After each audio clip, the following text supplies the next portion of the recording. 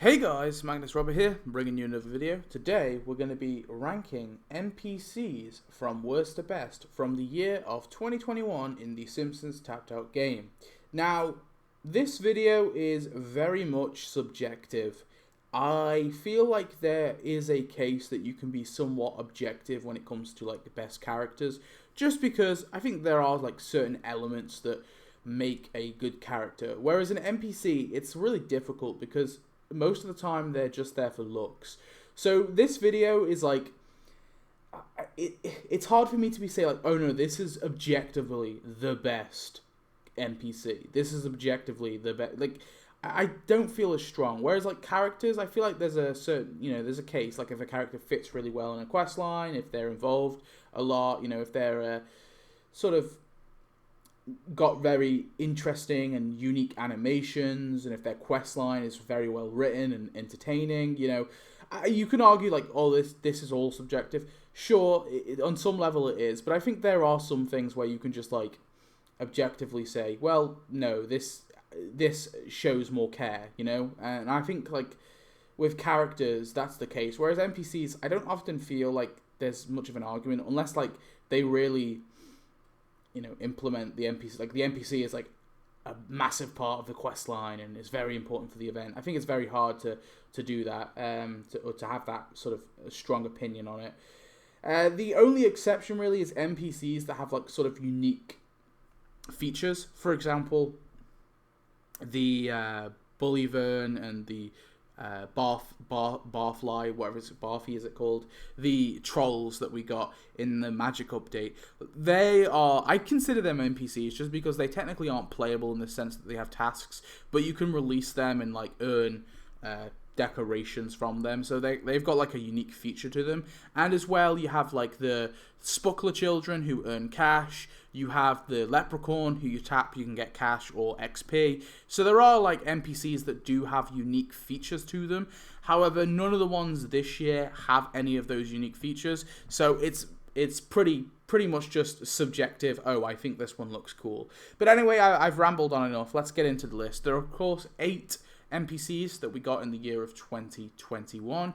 They actually made a return in this year because last year in 2020 there actually wasn't any, well, I say 2 years ago now, there actually wasn't any NPCs in 2020. So 2021 actually made a return for NPCs, which is always good. I do enjoy getting NPCs. I do think they are very cool to get. And they're just like characters that don't, they're just cool. They just sort of fill up your town. So I like them. So let's rank them from worst to best. Like I said, it is pretty subjective. However, the first one on this list, I feel like most people will agree, the worst NPC of the year, in my opinion, was Hadrosaur Bouvier.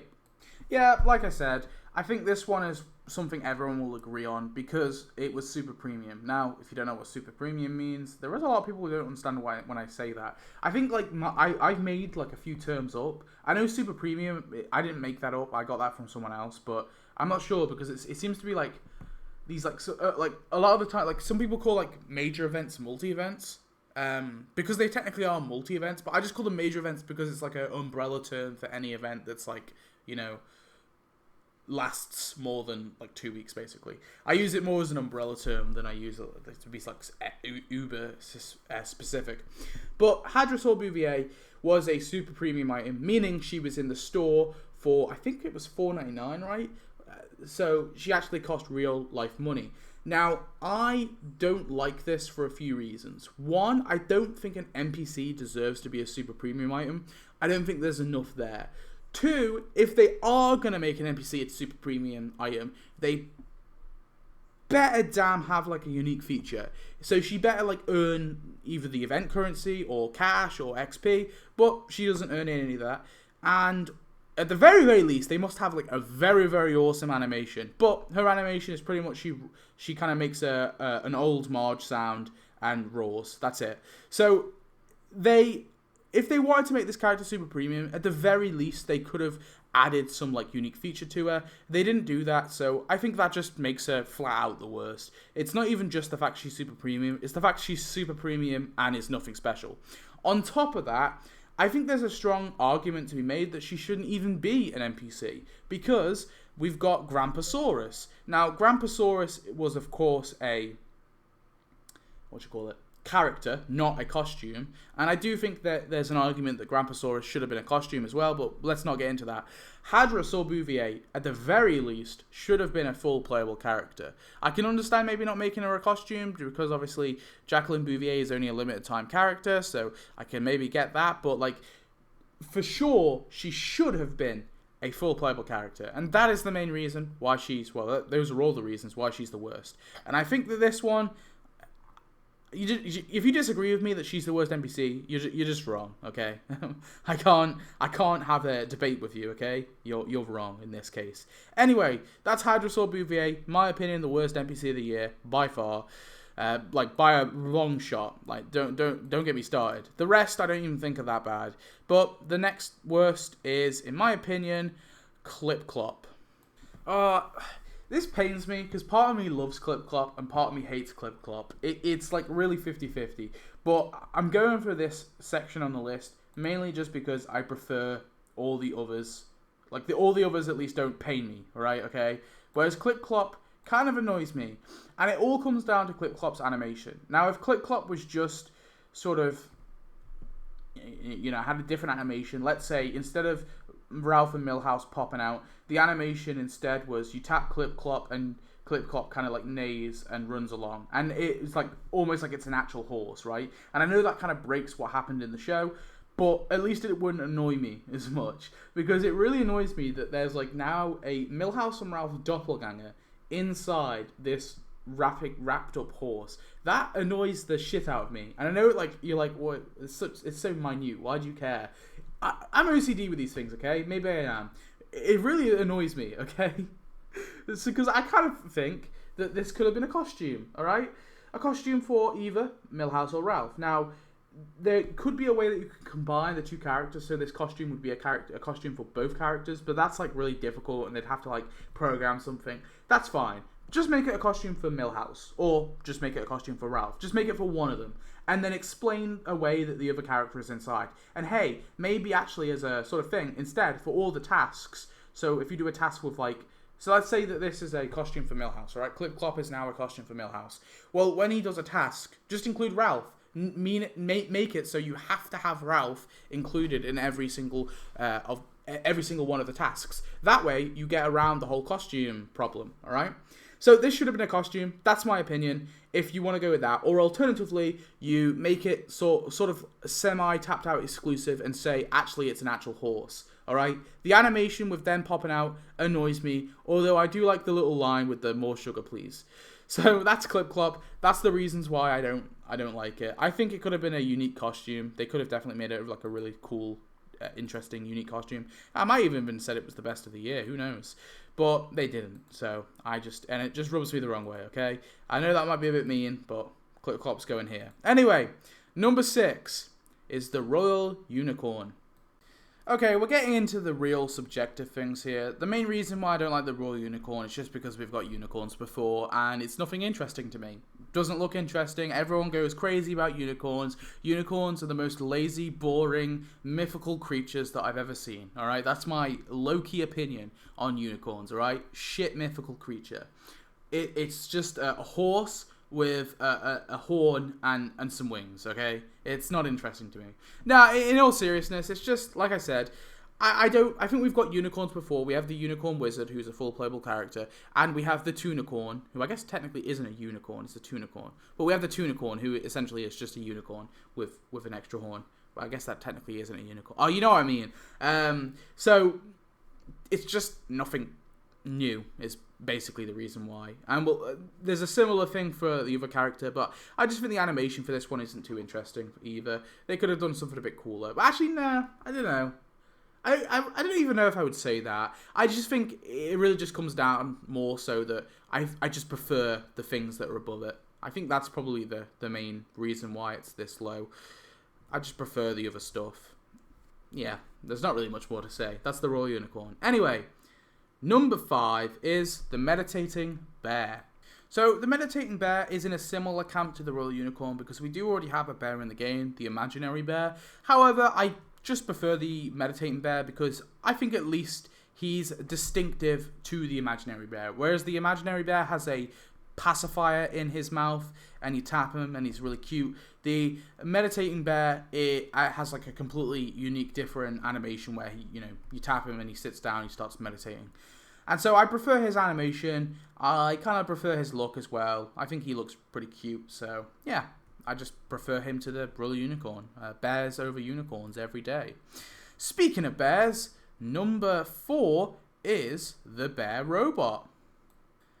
Now, I think from this one and beyond, all NPCs I really like. So the meditating bear and the little unicorn I just think are fine.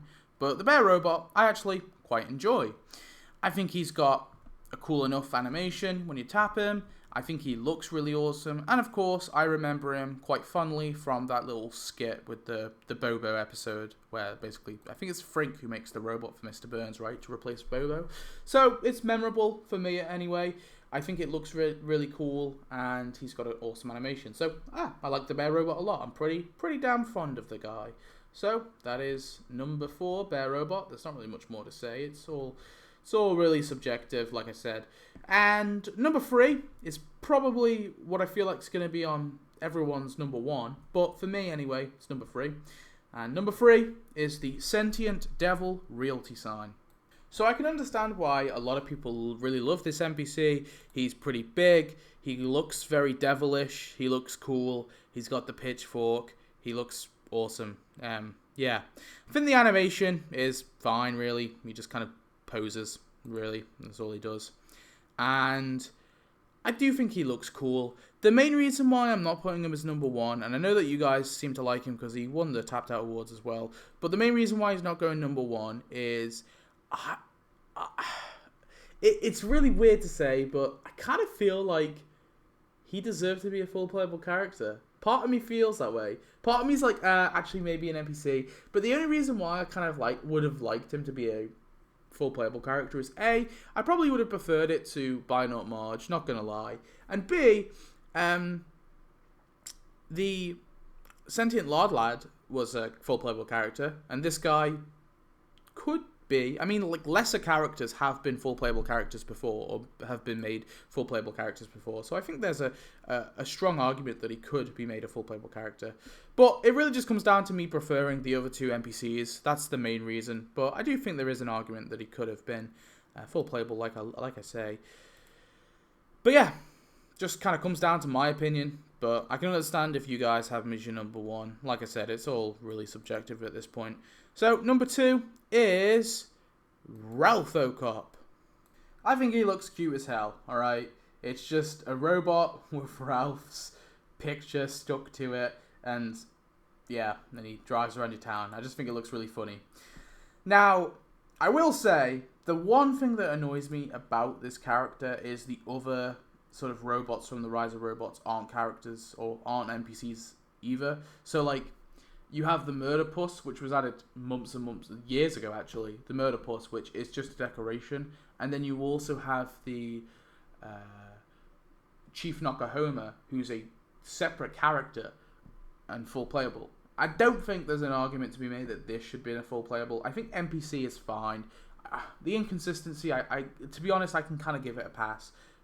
For the most part, it doesn't bother me too much. Although like I always say, I still will defend that I think Chief Nokohoma should have been a costume for me. But no, I think he's cool. He looks really awesome. He's pretty funny when he's going around the town. Yeah, it's pretty cool. So that's Ralph O'Cop, number 2. But of course, there has to be a number 1. Well, who is that number 1? You probably guessed, but we'll have that drum roll anyway. Number 1 is the Octo Parrot. So the Octo Parrot is objectively the best. No, I'm joking. It comes down to personal opinion. Some people say that Polly, she's a bit ugly, alright? I disagree. I think there's beauty in this Octo Parrot, okay? Maybe it's just me and my love of weird, sort of screwed up creations.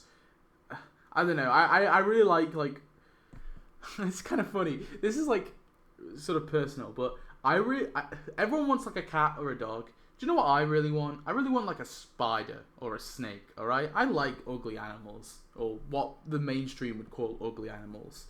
And so maybe that is the reason. It's also possible the other reason why I've put this as number 1 is because of like the opposite of recency bias. I know I talked about this like last episode, I think, or one of these lists where I was talking about like I tried my best not to have like recency bias, you know, where you've played an event or you've unlocked a character recently, so and because you like it, you rank it higher than you normally would after like time passes. I think this is like the opposite because this was the first NPC.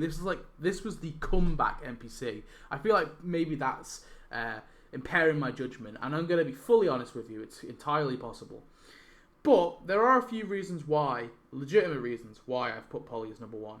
Alright, are you ready? So the first reason is Polly doesn't cost any extra donuts, alright? So she is included, or the Octo Parrot I should say, she's included with Mrs. Frink with the Screaming Monkey Center, included with Mrs. Frink in that, and it's just the standard 150 donuts. It doesn't cost extra money is what I'm trying to say. So they could have easily tacked on an extra 10 donuts or an extra 20 donuts, you know, because there is an NPC with this as well. They didn't do that. So I think that's a legitimate reason why I like her. I like her a lot.